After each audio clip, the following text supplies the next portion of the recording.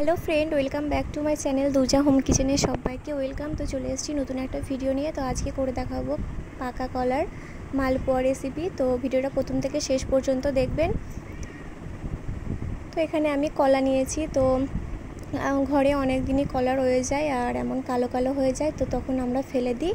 তো এটা ফেলে না দিয়ে এইভাবে পাকা কলার মালপোয়া তৈরি করে নিতে পারেন। তো আমি খোসাটা ছাড়িয়ে নিয়েছি, এখন আমি গ্রাইন্ডে দিয়ে দিলাম। তো তারপরে আমি এখানে দুটো কলা নিয়েছি আর দিয়ে দেব চিনি। তো এখানে 2 চামচ চিনি দিয়েছি, আপনারা আপনাদের মিষ্টি পছন্দ অনুযায়ী কম বেশি বাড়িয়ে কমিয়ে দেবেন। তো তারপরে একটা আমি স্মুথ ব্যাটার তৈরি করে নেব। তো এই যে আমার ব্যাটারটা রেডি হয়ে গেছে, আর দেখুন ঠিক এইভাবে হবে ব্যাটারটা। তো এখানে আমি কোনো পানি অ্যাড করিনি। তো এখন আমি ঢেলে নেব। তো একটা পাত্রে আমি নিয়ে নিলাম, আর এখানে আমি দিয়ে দেব 1 কাপ সুজি। তো আমি এই কাপ মেপেই দেব। তো সুজিটা দিয়ে ভালো করে আমি মিশিয়ে নেব।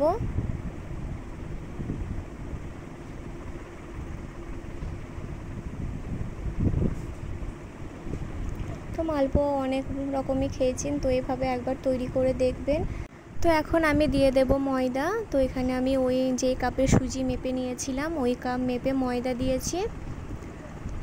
তো ময়দাটা আমি ভালো করে মিশিয়ে দেব, আর এখানে আমি পানি অ্যাড করেছি, আপনারা চাইলে দুধ দিতে পারেন। তো আমি ওই কাপের মেপেই পানি দিয়েছি, আমার 1 কাপ মতো পানি লেগেছে।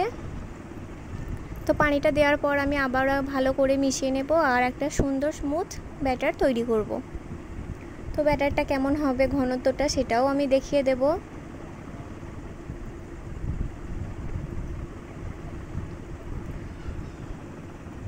তো 5 মিনিট সময় নিয়ে ব্যাটারটা ভালো করে মাখিয়ে নেবেন। তো এই যে আমার ব্যাটারটা রেডি হয়ে গেছে, আর ঘনত্বটা দেখে আপনারা বুঝতেই পারছেন। তো এখন আমি কড়াই বসিয়ে দিয়েছি, আর কড়াইয়ে দিয়ে দিলাম সাদা তেল। তো তেলটা গরম হয়ে যাওয়া পর্যন্ত আমি অপেক্ষা করব।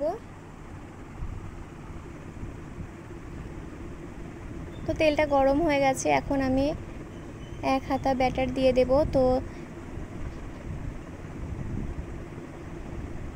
তো ব্যাটারটা দেওয়ার পর এখন আমি উল্টে দেব।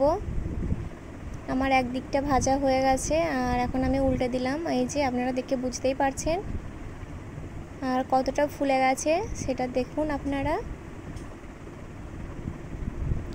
তো এইভাবে আমি বাকি সবগুলো তৈরি করে নেব। ভিডিওটা যদি ভালো লাগে অবশ্যই লাইক করবেন, আমার চ্যানেলটিকে সাবস্ক্রাইব করবেন। তো ভালো থাকবেন সবাই। আল্লাহ হাফেজ, আসসালামু আলাইকুম।